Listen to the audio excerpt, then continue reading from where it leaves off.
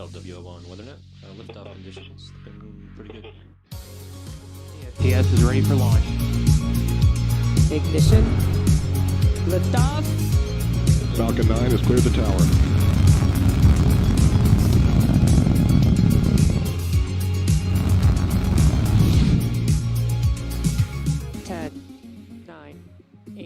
Side booster ignition. 6, 5, 4, 3, 2, 1.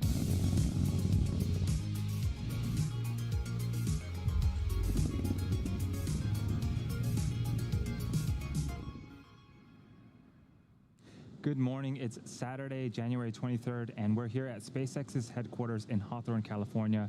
You're looking at a live view of Falcon 9 as it awaits its 9:40 a.m. Eastern Time launch from Cape Canaveral Space Force Station in Florida. My name is Andy Tran, and I'm a production supervisor here at SpaceX. Welcome to the webcast for SpaceX's Transporter-1 mission. It's our first dedicated small-sat rideshare program launch and third launch of 2021. On board this mission are 133 commercial and government spacecraft, in addition to 10 Starlink satellites, the most spacecraft ever deployed on a single mission.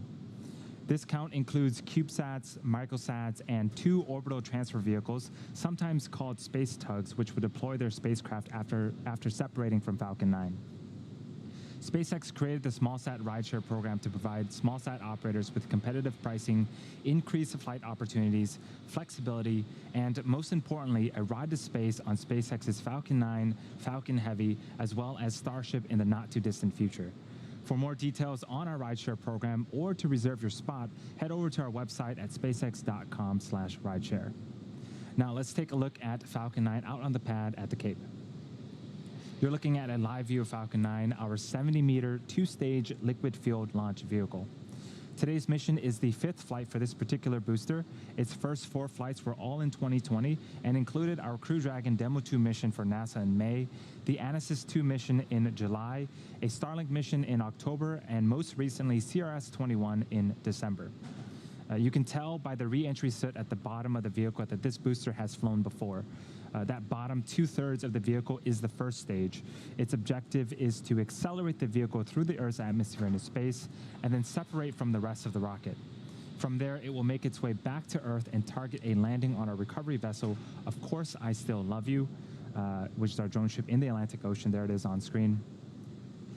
On top of the first stage is the black carbon fiber inner stage. This is a composite material, and it houses the larger nozzle of the second stage engine. Then on top of that is the payload. Then on top of the inner stage is the Falcon 9 second stage, which takes the payload to its eventual destination in orbit. After the first stage separates about 2.5 minutes into flight, the second stage will then carry the 143 spacecraft to orbit. And in order to get the intended orbit today, we'll need to light our second stage twice before deploying all of our payloads. At the very top of the rocket, you'll notice a large nose cone. This is called the fairing. It's a composite structure and protects the rocket from the forces of ascent and houses the payloads. Once the vehicle is outside of the Earth's atmosphere, the fairing separates to expose the satellites to space. For today's mission, our fairing is brand new. Our recovery vessel, Miss Chief, there it is on screen, will be attempting to recover the fairing halves from the water following landing. And finally, the large truss structure next to Falcon 9 is called the Transporter Erector. We also refer to it as the TE. Its job is to roll Falcon 9 out to the launch pad, raise it to a vertical launch position, and also route power, fluids, and communication to both the rocket and the satellite. It will retract away from the rocket slightly at around the T-minus 4.5 minute mark, providing clearance for Falcon 9 to lift off. The chief engineer held a technical poll at T-minus 1 hour mark, and the launch director held a propellant load and launch go-no-go poll at the T-minus 38 minute mark.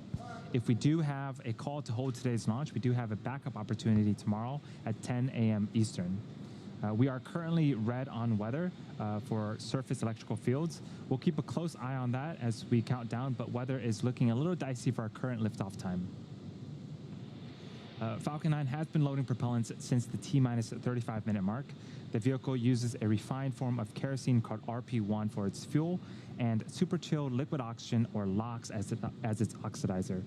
Currently, RP1 is fully loaded on the second stage and nearly fully loaded on the first stage.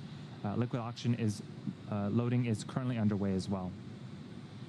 Helium load also began before the webcast went live and will continue to top off until a minute and a half before launch. We use this helium to pressurize the tanks as the propellant is pulled out by the engine pumps. In about a minute, at the T-minus 7-minute mark, engine chilling will begin. This is where we allow a small amount of super chilled liquid oxygen to flow into the Merlin engine turbopumps prior to the full flow of LOX to avoid any thermal shocks to the system. And then a few minutes from now, checkouts of the second stage thrust vector control actuators will be underway. This is also known as the engine wiggle test. We move the thrust chamber slightly to make sure that the guidance hardware is a go for flight.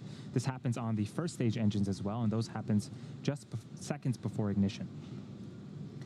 The vehicle is healthy and we are currently working no issues. The range is standing by to support. Again, the weather is red, but we'll continue to monitor that all the way until T0 to see if we get a chance for liftoff today. All systems continue to go for a liftoff at 9:40 a.m. Eastern Time.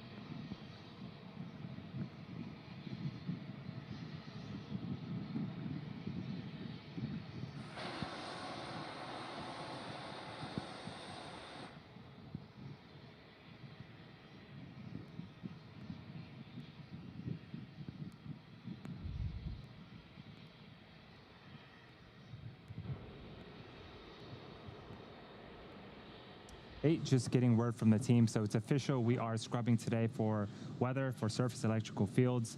We do have a backup opportunity tomorrow at 10 a.m., so we'll see you then and attempt another launch for Transporter-1.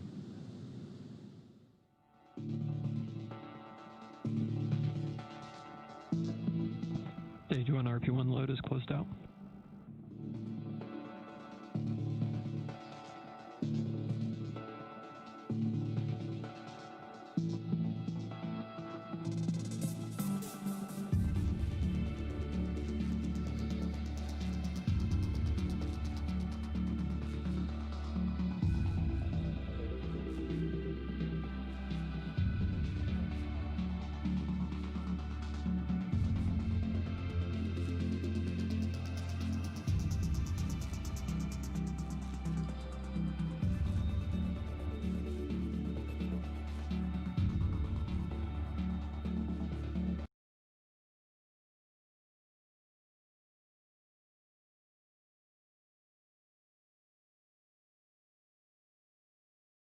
Everywhere it goes. So instead, here